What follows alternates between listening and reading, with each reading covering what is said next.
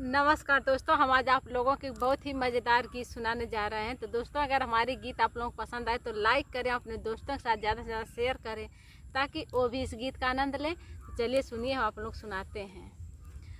पुरुआ बहे पछुआ बहे बहेला पवनवा, तनि तोप के बैठा पंडित, तनि तोप के बैठा पंडित, तू हर लौकेला समनवा, तनि तोप के बैठा पंडित।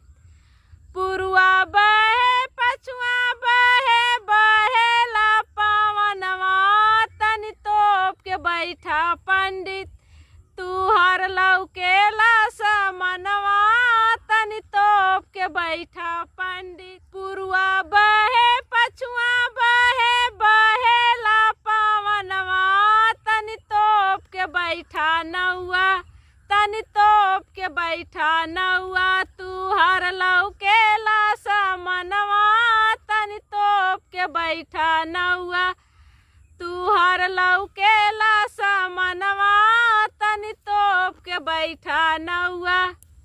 पुरुआ बहे पछुआ बहे बहेला पवनवा, तनि तोप के बैठा धोबी, तनि तोप के बैठा धोबी, तोहर धोती उड़े आकाशवा, तनि तोप के बैठा धोबी, तुहर धोती उड़े आकाशवा, तनि तोप के बैठा धोबी।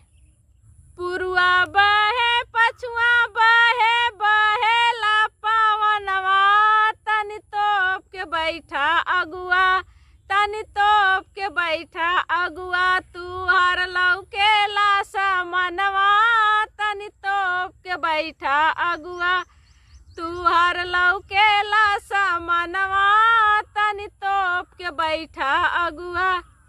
पुरुआ बहे पछुआ बहे बहेला पवनवा, तनि तोप के बैठा बरती हवा साले, तू हर लौकेला समनवा, तनि तोप के बैठा बरती हवा साले, तू हर लौकेला समनवा, तनि तोप के बैठा बरती हवा साले।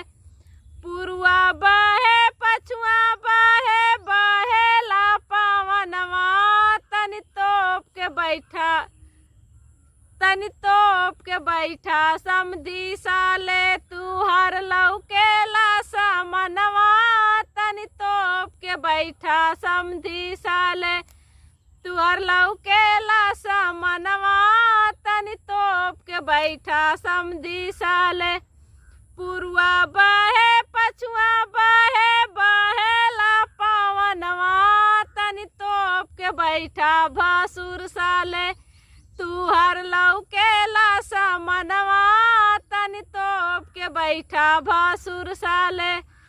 पुरुआ बहे पछुआ बहे बहेला पवनवा, तनि तोप के बैठा दुल्हा साले, तू हर लौकेला समनवा, तनि तोप के बैठा दुल्हा साले। तो दोस्तों, एक गीत आप लोगों को कैसी लगी कमेंट करके ज़रूर बताइएगा। फिर मिलेंगे अगली गीत में, तब तक के लिए बाय बाय।